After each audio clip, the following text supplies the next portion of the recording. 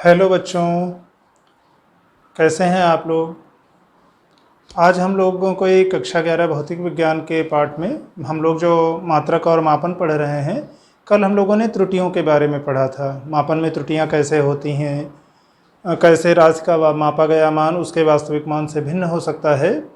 तो वो मापन में त्रुटि थी। अब हम ये देखते हैं कि मान लो हम किसी राशि की गणना कर रहे हैं और उसकी गणना में कई भौतिक राशियाँ शामिल हैं। उन सभी भौतिक राशियों के मापन में कुछ न कुछ त्रुटियां होंगी। तो देखते हैं कि अंतिम परिणाम में जो हम गणना कर रहे हैं किसी और राशि की जिसमें कई चर राशियां शामिल हैं, तो उस अंतिम परिणाम की गणना करने में अगर कई प्रकार की राशियां आती हैं, कुछ गुणा में आ सकती होंगी, कुछ भाग में होंगी, कुछ जोड़ या घटाना में होंगी, तो अंतिम परिणाम की त्रुटि को हम कैसे संकलित करेंगे, कैसे जोड़ेंगे। तो आज का हम लोगों का टॉपिक रहेगा त्रुटियों का संयोजन। कि किसी सूत्र में अगर आप मान रख करके परिणाम का मान निकालना चाहते हो, किसी राशि की गणना करना चाहते हो, तो उस राशि की गणना करने के लिए आपने जिन जिन राशियों को नापा था उन सभी में कुछ न कुछ त्रुटियां रही होंगी। और उन त्रुटियों को आप जब उस सूत्र में रखोगे तो त्रुटियां किस तरह से आपको जोड़नी है, आज का टॉपिक हम लोगों का ये रहेगा। तो त्रुटियों का संयोजन या त्रुटियों का संचरण, संयोजन आप कहेंगे तो कॉम्बिनेशन, जुड़ना, संचरण प्रोपगेशन भी लगभग उसी अर्थ में प्रयोग में आता है कि त्रुटियां किस प्रकार से आगे बढ़ती हैं। यानी एक से ज़्यादा प्रकार की त्रुटियों को आप जब मिलाते हो या एक ही त्रुटि को आप कई बार रिपीट करते हो तो किस तरह से उनमें परिणाम प्रभावित होगा। हम लोग गणितीय जो संक्रियाएं होती हैं मुख्य रूप से जोड़, घटाना, गुणा और भाग, पहले इन चार बेसिक के लिए देख लें कि जैसे जब आप दो त्रुटियों को जोड़ते हो तब कैसे, जब घटाएंगे तब क्या होगा, उसी तरह गुणा या भाग करने पर अंतिम परिणाम हम किस तरह से प्राप्त करेंगे। तो पहले हम लोग देखते हैं योग में या अंतर की संक्रिया में त्रुटि।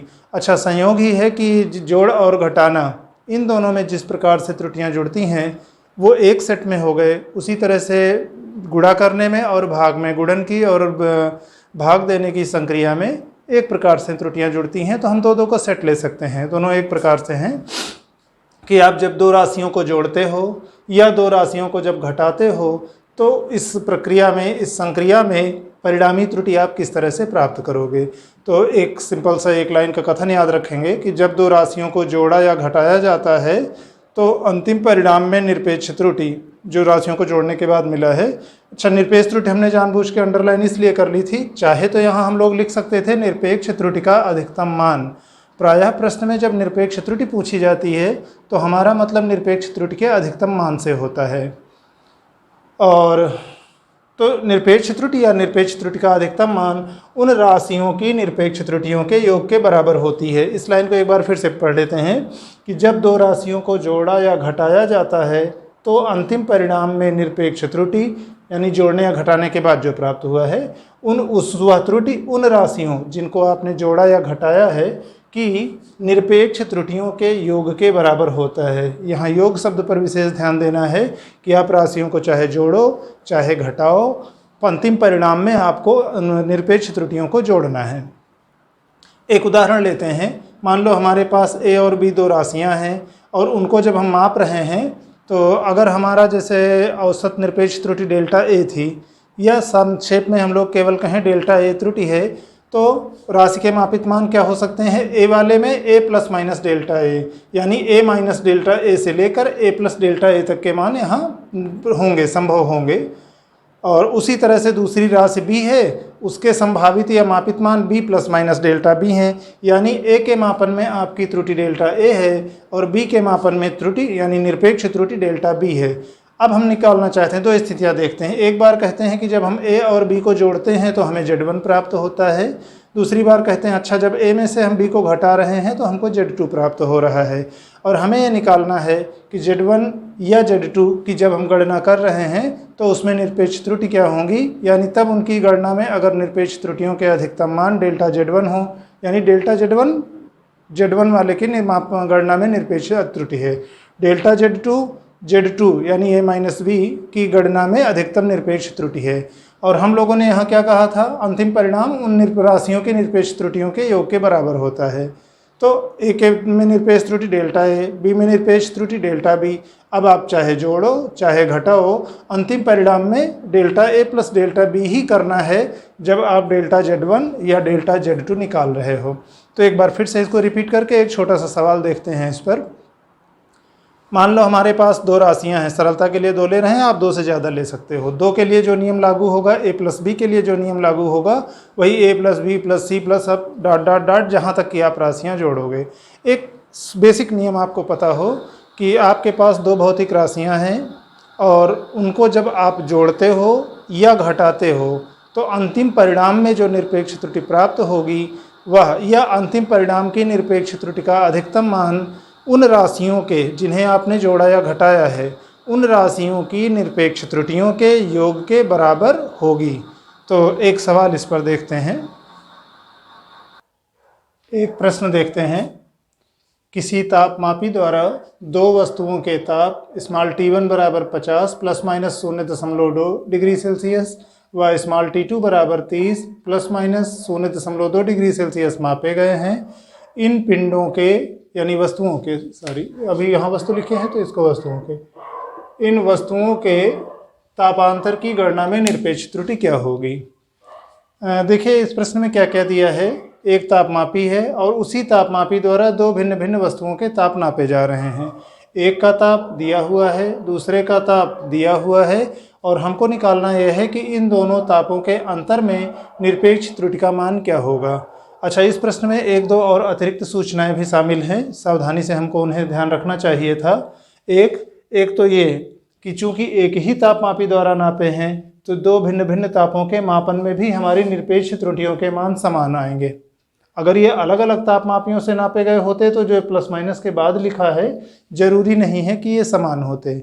और दूसरी बात, T1 के मापन में निरपेक्ष त्रुटि कितनी है या T2 के मापन में निरपेक्ष त्रुटि कितनी है वो दिया भले नहीं है, लेकिन ये मुख्य मान के साथ जो प्लस माइनस के बाद लिखा है वही उसके मापन में निरपेक्ष त्रुटि है। जैसे हम लोग लिखते थे कि कोई राशि A है और एक मापन में मापित मान उसके संभावित कितने थे, A plus minus delta A। यहाँ डेल्टा A क्या होती थी, उसके मापन में त्रुटि। यहाँ क्या है, ये है डेल्टा T1, ये क्या है डेल्टा T2, उसके मापन में निरपेक्ष त्रुटि। हमें निकालना है T1 माइनस T2 में त्रुटि। हम लोगों ने इसके पहले पढ़ा है कि आप चाहे त्रुटियों को जोड़ो चाहे घटाओ, अंतिम परिणाम कुल मिलाकर के दोनों के जोड़ के बराबर होगा। तो देखते हैं इसको। तो इस प्रश्न के हल को देखते हैं। हमें दिया क्या हुआ है, एक ताप T1 बराबर 50 प्लस माइनस 0.2 डिग्री सेल्सियस। इसका मतलब T1 के मापन में जो निरपेक्ष त्रुटि है या आप कह लो कि निरपेक्ष त्रुटि का अधिकतम मान है, तो डेल्टा टी के साथ माड लगा के चाहे तो मैक्स लिख लिए, मैक्स मैक्सिमम का संक्षिप्त रूप है, या हिंदी में अधिकतम लिख सकते हैं। तो डेल्टा T1 का मैक्सिमम मान कितना, 0.2 डिग्री सेल्सियस। इसी प्रकार दूसरा ताप T2 कितना है, 30 प्लस माइनस 0.2 डिग्री सेल्सियस।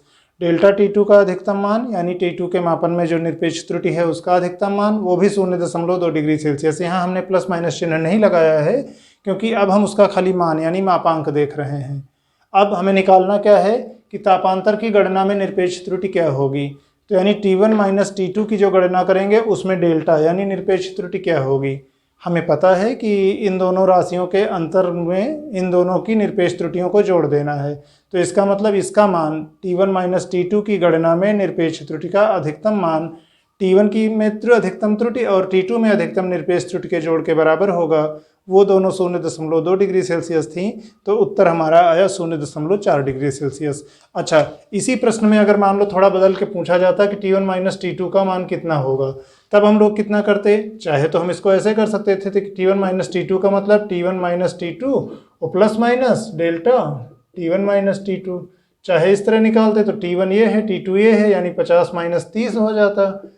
और इसको जब निकालते तो इसका जो अधिकतम मान है वो था प्लस माइनस 0.4 डिग्री सेल्सियस, या आप इसको 20 प्लस 0.4 डिग्री सेल्सियस लिख सकते थे।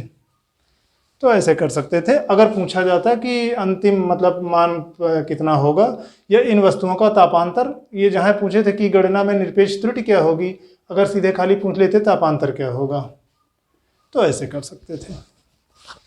या सीधे घटाते तो इतना माइनस इतना करते, फिर उसमें देखते कि पूरे वाले हिस्से घटेंगे, ये त्रुटियां जुड़ेंगी। तो उसके अच्छा है कि मान लो z बराबर a माइनस बी है, निकालना है, तो इसका मतलब हो जाएगा कि z का मतलब z plus minus delta z, और ये कितना हो जाएगा a minus B plus delta a minus B में मैक्सिमम कितना होगा। तो दोनों कर सकते हैं, मुख्य मानों को घटा लीजिए, अंतर को आप अलग से वो कर लीजिए। यहाँ फिलहाल हमें तापांतर में निरपेक्ष त्रुटि निकालनी थी, तो दोनों त्रुटियों को हमने जोड़ लिया, 0.4 डिग्री सेल्सियस उत्तर हुआ। अब इसके बाद हम लोग देखते हैं कि गुणनफल या भागफल की संक्रिया में हम लोग त्रुटियों का संयोजन कैसे करेंगे। तो जब दो राशियों का गुणा या भाग किया जाता है तो प्राप्त परिणाम में, मतलब गुणनफल या भागफल जो मिला है में अपेक्षित त्रुटि उन गुणकों अथवा भाजकों, एक शब्द ध्यान दें, एक बात ध्यान दिला दें, भाषा मेरी थोड़ा सा कठिन रहती है और कई बार हम एनसीईआरटी को फॉलो करते हैं। जैसे अलग अलग किताबों में अगर उसी बात के लिए अलग अलग शब्द दिए हैं, तो चूंकि जब किसी विवाद की स्थिति में एनसीईआरटी को प्रमाण माना जाता है, तो हमारे ख्याल से जो शब्द एनसीईआरटी में दिए हैं अनुवादित होने के नाते मूलतः अंग्रेजी में लिखी किताब है, हिंदी में अनुवादित की गई है, तो भाषा थोड़ा सा आपको क्लिष्ट लग सकती है, लेकिन सरलता का मतलब ये नहीं है कि हम लोग गलत लिखें। तो आपको मेरी भाषा थोड़ा अटपटी भले लगे, लेकिन धैर्य बनाए रखिए, आप भी आदत डालिए सही शब्दों के चयन की।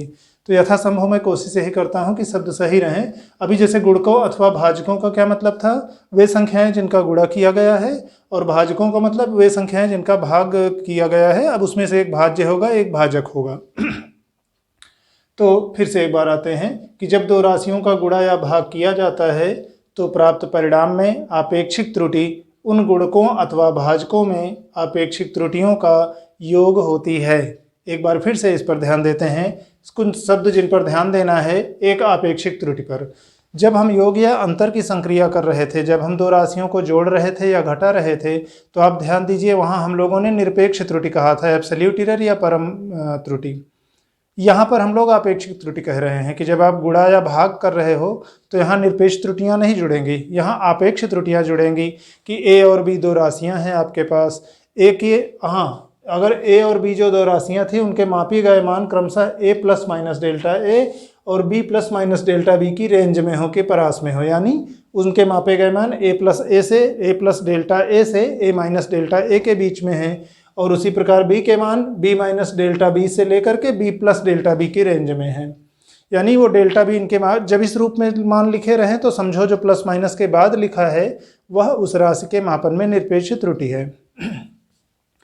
तो अगर हमें a और b के मापन में निरपेक्ष त्रुटियां पता हैं, डेल्टा a और डेल्टा b, तो हम उन राशियों के मापन में सापेक्ष त्रुटि निकाल सकते हैं या आपेक्षिक त्रुटि निकाल सकते हैं।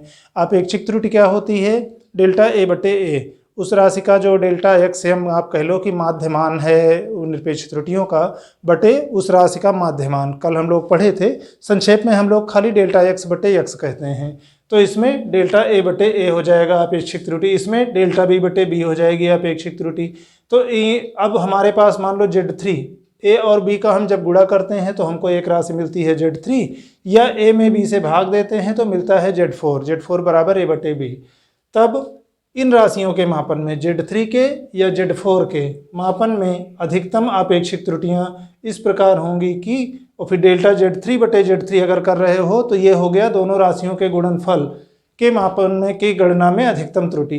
तो वो क्या होगी, a और b दोनों की आपेक्षिक त्रुटियों के योग के बराबर होगी। a में आपेक्षिक त्रुटि डेल्टा a बटे a, b में आपेक्षिक त्रुटि डेल्टा b बटे b, दोनों की आपेक्षिक त्रुटियों को जोड़ दीजिए, वो हो जाएगा उस दोनों के गुणनफल में अधिकतम आपेक्षिक त्रुटि।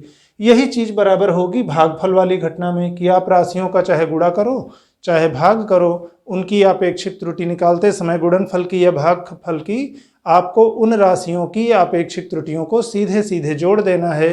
ध्यान दीजिएगा, हम लोग जब योग और अंतर की संक्रिया कर रहे थे तो वहाँ पर हमें निरपेक्ष त्रुटियों को जोड़ना था कि चाहे आप राशियों को जोड़ो चाहे घटाओ, निरपेक्ष त्रुटियाँ जुड़ेंगी।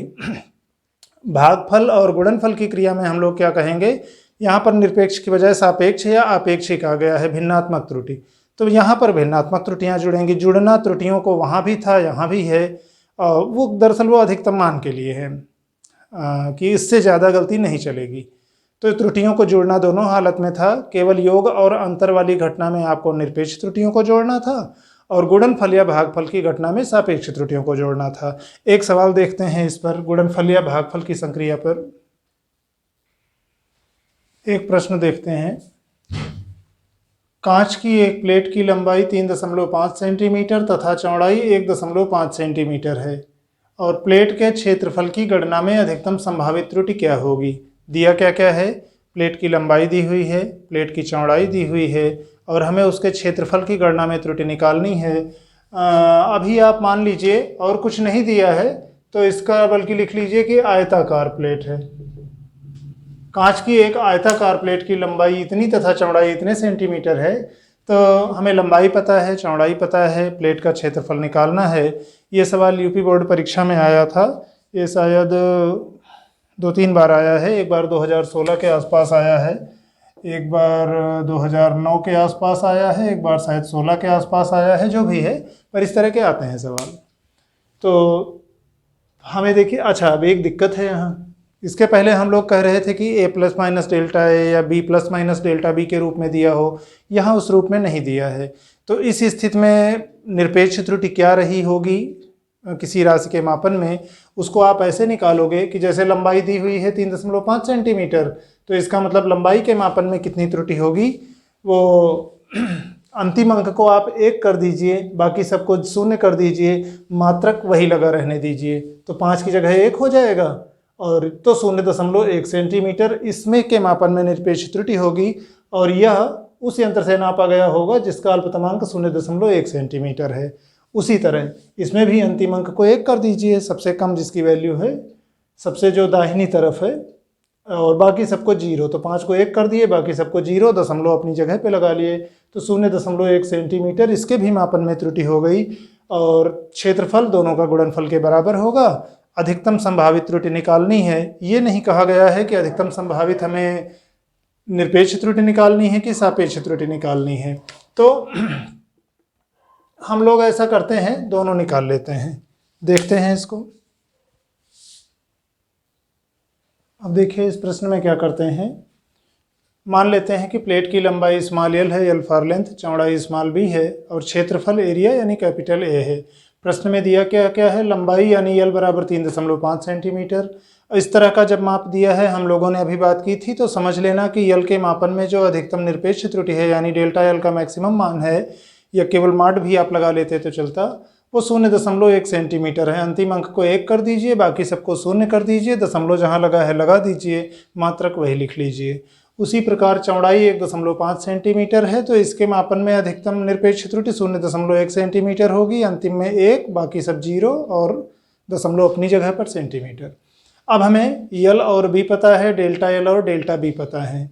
क्षेत्रफल आयत है तो लंबाई गुणे चौड़ाई ए बराबर यल इंटू बी के मापन में पहले हम लोग सापेक्ष त्रुटि निकालते हैं, क्योंकि दो राशियों का जब हम गुणा कर रहे होते हैं तो ध्यान दीजिए, गुणनफल में हम ये कह सकते थे कि गुणनफल का जो सापेक्ष त्रुटि हो, गुणनफल में जो सापेक्ष त्रुटि होगी उसका अधिकतम मान उन सभी राशियों को जिनका हम गुणा कर रहे हैं उनकी सापेक्ष त्रुटियों के योग के बराबर होगी। तो गुणनफल या भागफल की संक्रिया में हम लोगों को सापेक्ष त्रुटि निकाल करके पहले उसका योग करना है, भले निरपेक्ष त्रुटि निकालनी हो, निरपेक्ष बाद में निकाल पाएंगे। तो पहले अब ए के मापन में सापेक्ष त्रुटि अगर डेल्टा ए बटे ए है तो ये कितना होगा, डेल्टा ए बटे ए बराबर डेल्टा यल बटे यल प्लस डेल्टा बी बटे बी। यल के मापन में सापेक्ष त्रुटि प्लस बी के मापन में सापेक्ष त्रुटि, दोनों की सापेक्ष त्रुटियों को जोड़ दीजिए तो वो हो जाएगा क्षेत्रफल के मापन में सापेक्ष त्रुटि। मान रख दिए, इनका मान 0.1, 3.5, ये सेंटीमीटर सेंटीमीटर समझ लो कट गए, वो खाली एक अनुपात है, 0.1 बटे 3.5, एक एक अंक बाद दशमलव है काट लिए या 10 से गुणा कर लिए, तो 1/35 और 1/15 लघुत्तम ले लिए 105, 35 105 और 15 7 105 जोड़ करके ये डेल्टा ए बटे ए हमारा हुआ 10/105, या दशमलव में बदले तो 0.095। तो ये हमारा क्या है, क्षेत्रफल की गणना में सापेक्ष त्रुटि है। तो क्षेत्रफल की गणना में सापेक्ष त्रुटि कितनी हुई, इतना 0.095 या इसी को ऐसे लिख सकते थे। तो दो तरीके से, चाहे तो आप इसको कह लेते कि 10/105 है, चाहे 19/200, ये हमने दशमलव से बदला था, दोनों का मान आप देखोगे कि लगभग एक आएगा। तो बाकी अब हम आते हैं निरपेक्ष त्रुटि की गणना में। तो ध्यान दीजिएगा, यहाँ ये दोनों मान वही हैं, यहाँ पहले भिन्न के रूप में लिख के दशमलव में बदले थे, लगभग में बदल लिए थे, आगे कुछ और अंक रहे होंगे, यहाँ फिर दशमलव से इस रूप में, तो दोनों लगभग बराबर हैं, चाहे आप जो कहो भिन्नात्मक त्रुटि।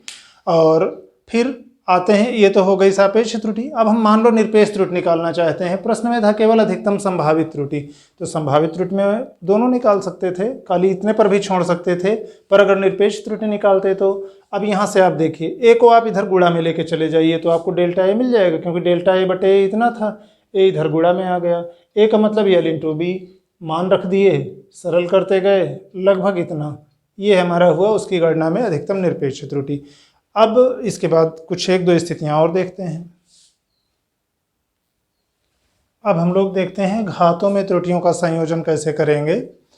तो मान लो कोई भौतिक राशि है, मान लिया ए है, जिसके ऊपर यन घात चढ़ाई गई है, मतलब उसकी घात यन है, तो उस भौतिक राशि की गणना में अपेक्षित त्रुटि, उस राशि की अपेक्षित त्रुटि जो आधार थी, आप समझ लो जिसके ऊपर आप घात चढ़ाए थे, तो जो आधार थी उसकी त्रुटि का n गुना होती है। जैसे मान लो कोई राशि ए है, ए के मापन में अगर सापेक्ष त्रुटि या आपेक्षिक त्रुटि डेल्टा ए बटे ए थी, तो Z5 मान लो कोई राशि है, Z5 बराबर ए की पावर n, ए की घात n है, और Z5 के मापन में हमको आपेक्षिक त्रुटि निकालनी है, वो होगी डेल्टा Z5 बटे Z5, और वो इस प्रकार होगी कि जितना ए के मापन में त्रुटि थी उसका आप n गुना कर दीजिए, जितनी घात है उतने गुना हो जाएगा। तो डेल्टा Z5 बटे Z5 के मापन में अधिकतम त्रुटि वो डेल्टा ए बटे ए के मापन में त्रुटि का n गुना होगी। अच्छा, जैसे गुणा हम लोग करते हैं, घात का मतलब क्या है, राशियों का उसी राशि का बार बार गुणा, जितनी घात है उतने बार गुणा। जैसे मान लो आपने कहा x की घात 3, तो इसका मतलब होता है x गुणा x गुणा x। 10 की घात आपने कहा 5, तो इसका मतलब 10 को आप 5 बार गुणा कर दीजिए।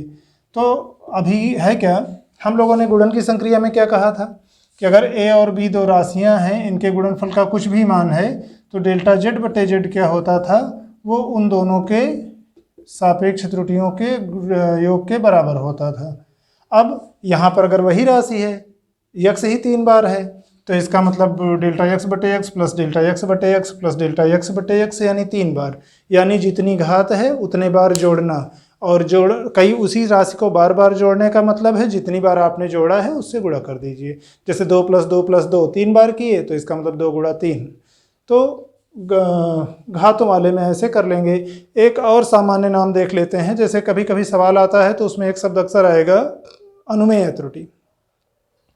मान लो कोई भौतिक राशि है, उसकी गणना करनी है, उसकी गणना करने में कई ढेर सारी अन्य राशियां आ रही हैं जिनका हम मापन कर रहे थे, तो उस राशि की गणना में जितनी भी राशियां शामिल हैं उन सभी की त्रुटियों को आप एक दिशा में जोड़ते चले जाइए, तो जो अधिकतम त्रुटि मिलेगी, कई बार हम लोग उसको प्रतिशत में व्यक्त करते हैं, तो जो अधिकतम त्रुटि मिलेगी उसे अनुमेय त्रुटि कहते हैं। अनुमेय त्रुटि का मतलब इतने की अनुमति है, इतने की परमिशन है, तो वो मैक्सिमम परमिसिबल एरर होती है, मैक्सिमम पॉसिबल परसेंटेज एरर भी कह सकते हैं अगर परसेंटेज में व्यक्त कर रहे हैं। और मैक्सिमम पॉसिबल का मतलब उतने की परमिशन है कि उतने तक की गलती रहेगी, तो समझ लीजिए वो आपकी यंत्र की सीमा के कारण है, जो भी अल्पतमांक के कारण है, या मापन में जो मजबूरी वाली त्रुटि थी, हमारी अपनी गलती नहीं है, उतनी संभव थी तो उतने की अनुमति रहेगी। एक सामान्य उदाहरण उसका देखते हैं, उसके बाद एक आधा सवाल लगाते हैं। अब एक और राशि देख लेते हैं। अनुमेय त्रुटि वास्तव में कोई नई प्रकार की त्रुटि नहीं है, त्रुटियों के संयोजन है कि किसी भौतिक राशि की गणना करने में, मान लो कोई राशि है, हम उसकी गणना कर रहे हैं, और यदि उसमें शामिल सभी राशियों के मापन की त्रुटियों को एक ही दिशा में जोड़ा जाए तो प्राप्त अधिकतम सापेक्ष त्रुटि को, प्रायः इसको सापेक्ष त्रुटि या प्रतिशत त्रुटि के रूप में व्यक्त करते हैं, बाद में निरपेक्ष में निकालना है तो आप परिणाम से उधर गुणा कर लीजिएगा, जैसा हम लोगों ने इसके पिछले उदाहरण में किया था। तो प्राप्त अधिकतम सापेक्ष त्रुटि को अनुमेय त्रुटि कहते हैं, और प्रतिशत त्रुटि के रूप में अगर इसको व्यक्त किया जाए तो इसे अधिकतम संभावित प्रतिशत त्रुटि यानी मैक्सिमम पॉसिबल परसेंटेज एरर भी कहते हैं। जैसे एक उदाहरण लेते हैं, मान लो कोई एक राशि y है जिसकी हम गणना कर रहे थे और ये a, b और c तीन राशियों पर निर्भर कर रही थी। a की घात l थी, b की घात m थी, ये दोनों गुणा में थे, और c की घात n थी और ये भाग में था। हमें ये निकालना है कि अगर दिया नहीं है a, b और c के मापन में अगर निरपेक्ष त्रुटियां डेल्टा a, डेल्टा b और डेल्टा c रही होती तो y के मापन में सापेक्ष त्रुटि, आप चाहे यहाँ अधिकतम लिख लेते, नहीं भी लिखते हैं, खाली डेल्टा y बटे y भी लिखे हैं, तो आमतौर पे जब हम सापेक्ष त्रुटि या अपेक्षित त्रुटि या प्रतिशत त्रुटि निकालते हैं किसी राशि में तो हमारा मतलब उसके अधिकतम मान से होता है। जैसे जब निरपेक्ष त्रुटि कहते हैं तो हमारा मतलब निरपेक्ष त्रुटि के अधिकतम मान से है। तो बाकी एक बार हमने लिख लिया है, तो y के मापन में जो आपकी सापेक्ष त्रुटि होगी उसका अधिकतम मान, मैक्स लिखा है, मैक्सिमम का संक्षिप्त रूप है, आप अधिकतम भी यहाँ लिख सकते थे। तो डेल्टा y बटे y मैक्सिमम यानी y के मापन में अधिकतम सापेक्ष त्रुटि, जिसे हम अनुमेय त्रुटि भी कह सकते थे, वो क्या होगी, a के मापन में सारी त्रुटियों को आपको जोड़ना है, तो गुणा में हो चाहे भाग में हो राशियाँ, सबकी सापेक्ष त्रुटियाँ जुड़ेंगी, एक बात। दूसरा, जिसकी जो घात है उसका असर उतने गुना हो जाएगा, तो a की घात यल है तो इसकी त्रुटि का यल गुना, यल टाइम्स डेल्टा a बटे a। फिर b की घात यम है तो यम गुना हो जाएगा, और किसका, b के मापन की त्रुटि का, तो यम डेल्टा b बटे b, गुणा में थी जुड़ी, भाग वाली भी जुड़ती ही हैं, तो फिर ये भी जुड़ेगी, प्लस n डेल्टा c बटे c। अब इसी त्रुटि को अगर हम प्रतिशत में व्यक्त करते तो ऐसे लिख सकते थे, सारी सापेक्ष त्रुटियों के साथ 100 से गुणा करके आप प्रतिशत का चिन्ह लगा दीजिए। माड में एक बार जता देने का हमारा मतलब ये था कि इसका हमें धनात्मक मान लेना है। बाकी यहाँ मैक्सिमम या अधिकतम लिखा भले नहीं है, लेकिन इसका मतलब हमें अधिकतम मान से है, और इस प्रकार प्राप्त त्रुटि को हम अधिकतम संभव प्रतिशत त्रुटि कहते हैं। एक सवाल लगाते हैं इस पर, एक प्रश्न देखते हैं। एक ठोस का द्रव्यमान तथा आयतन मापने में क्रमशः 5% और 2% की त्रुटि होती है, इसके घनत्व के मापन में अधिकतम प्रतिशत त्रुटि कितनी होगी?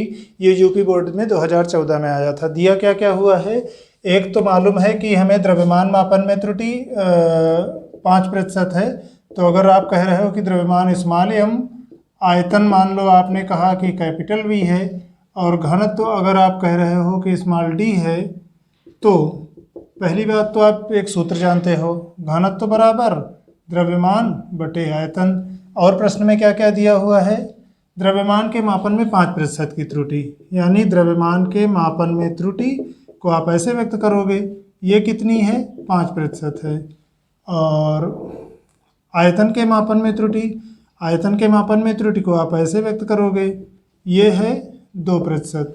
निकालना क्या है, घनत्व मापन में अधिकतम त्रुटि निकालना है, डेंसिटी के मापन में कितनी त्रुटि होगी ये हमको निकालना है। अनुमेय त्रुटि वाले सूत्र से हमको पता है D बराबर m बटे वी, आप कर लो